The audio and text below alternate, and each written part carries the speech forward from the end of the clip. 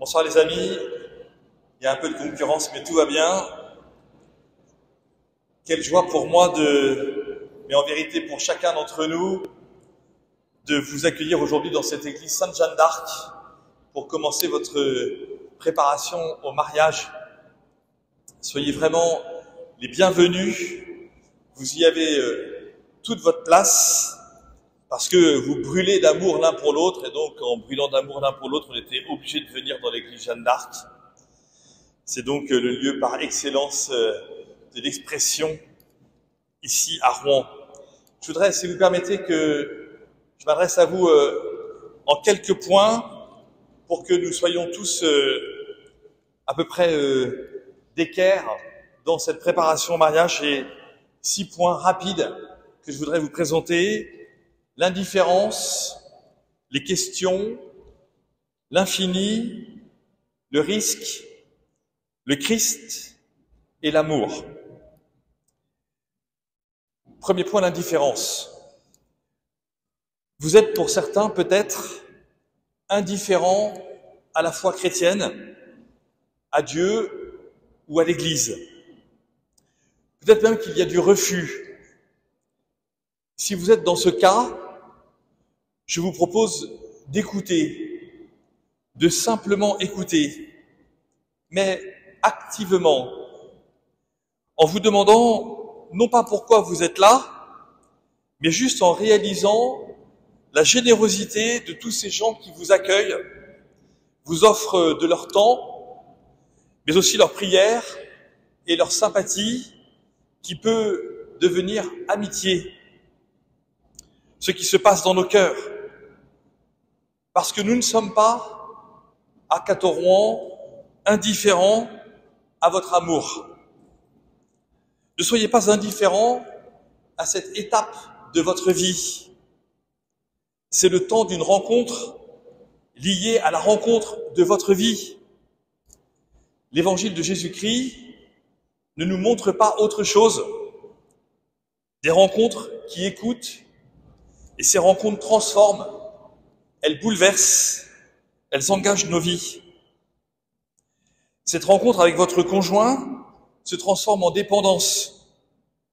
Vous remerciez ce soir votre conjoint d'accepter vos défauts au point de vouloir se marier avec vos défauts. Deuxième point, la question. Ces rencontres de préparation au mariage rejoignent votre projet de mariage qui est en fait une question. Comment cela va-t-il se faire ? Certains d'entre vous, vous connaissez peut-être cette phrase de l'Évangile. Mais d'autres aussi peuvent avoir comme question, comment allons-nous tenir toute notre vie ? Et la réponse de l'Église est, tiens aujourd'hui, tiens déjà aujourd'hui. Il y a une autre réponse à la question de votre amour. C'est, comment t'appelles-tu ? Votre nom est le nom de l'amour, le nom de votre amour, l'amour de votre vie. Dans la Bible, Adam appelle Ève l'os de mes os, la chair de ma chair.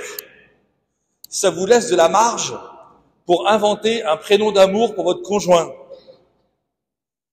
Mais par contre, décidez de n'appeler que votre conjoint ainsi. Il n'y a que ce nom, que à ce nom que vous donnerez le nom de mon amour, mon lapin, bébé, bibiche, mon cœur, mon petit chat. Quelle grâce en tout cas de recevoir un tel nom au milieu de vos questions. Troisième point, ce nom a le goût de l'infini. Parce que le mariage, c'est le goût qui n'a pas de fin. C'est la découverte sans fin du monde, ensemble, à deux, pour toujours. Alors travaillez vos horizons, travaillez vos projets, travaillez vos questions, rêvez grand, accrochez-vous pendant les tempêtes, mais aussi pendant les temps calmes. Vous connaissez la réplique du cinéma, j'aime pas trop beaucoup ça. Comme dirait l'autre, accrochez-vous sans cesse. Le mariage est une aventure. Dieu entre dans votre aventure. L'Église entre aussi aujourd'hui dans votre aventure. Nous vous remercions de nous faire confiance. Nous vous assurons de notre engagement à vos côtés.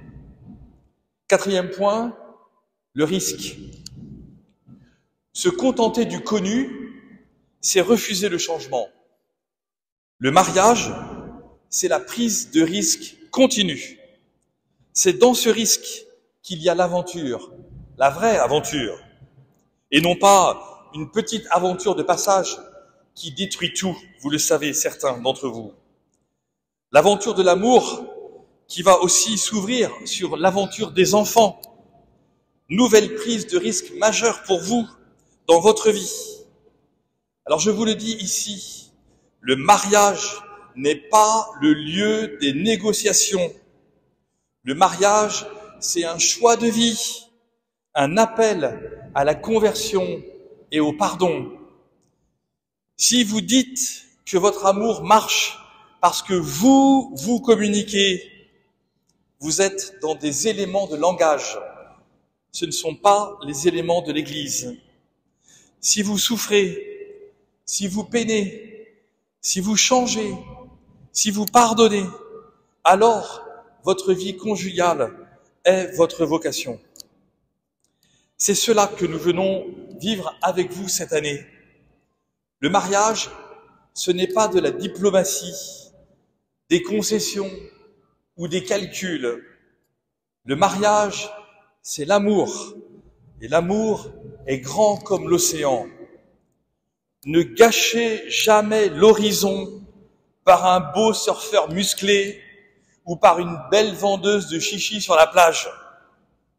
Prenez le large, élargissez votre regard plutôt que de le réduire au fantasme.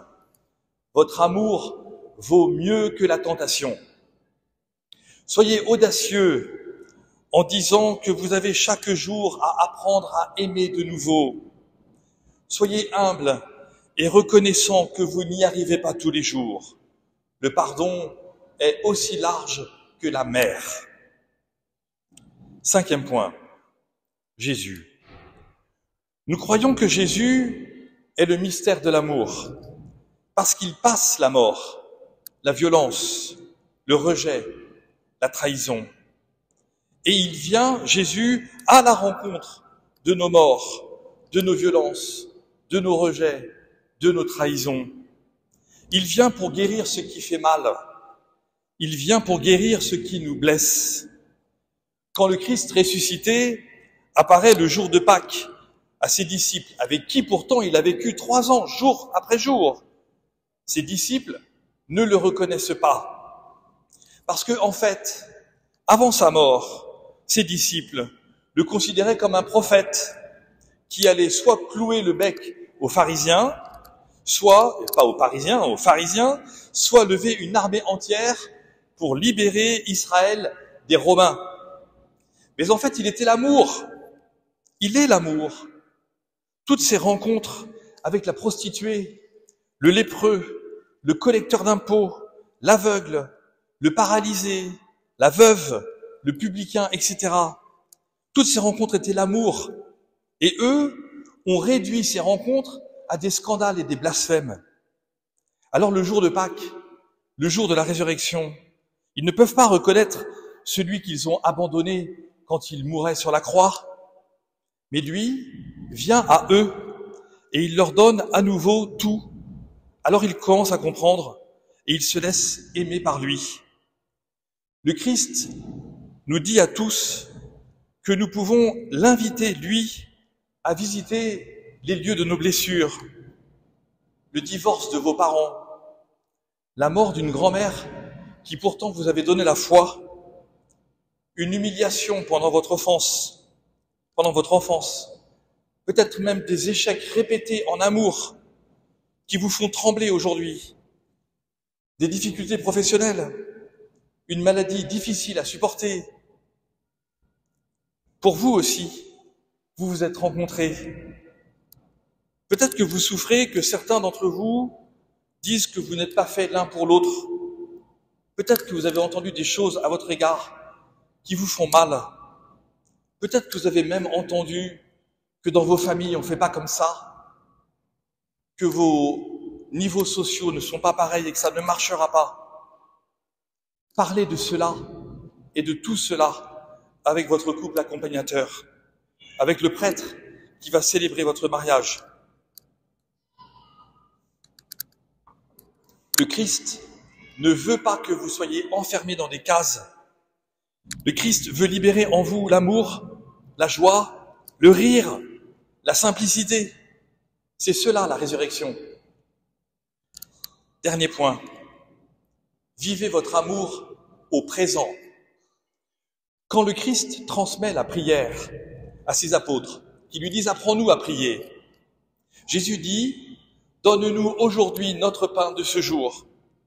Quand le Christ rencontre Pierre, qu'il a trahi 3 jours plus tôt, il ne lui dit pas « Est-ce que tu m'as aimé? Est-ce que tu m'aimeras encore ?» Le Christ lui dit 3 fois « M'aimes-tu » Et Pierre ne répond pas en raison de ses erreurs de son passé ou en fantasmant sur l'avenir. Il répond « Oui, Seigneur, tu sais que je t'aime. » Jésus fait confiance. Nous aussi, dans cette préparation au mariage, nous voulons faire confiance et enraciner notre vie dans la confiance. Ce travail est lent et nous sommes impatients. Surtout face à la lenteur de votre conjoint à changer, alors que vous lui avez déjà dit 100 000 fois à comprendre qu'il doit changer et vraiment il ne comprend rien ou elle ne comprend rien. C'est comme l'œuvre de Dieu en nous, patiente et confiante, parce que semée avec amour dans notre cœur. Chers amis, ne travaillez jamais ni sur la rivalité, ni sur l'urgence. Ça, c'est le business du monde du travail. Travaillez sur la confiance et la patience. Cela vous donnera la tendresse d'une maison que vous construirez ensemble grâce au sacrement du mariage, c'est-à-dire grâce à la bénédiction de Dieu au cœur de votre amour. Je vous remercie pour votre attention.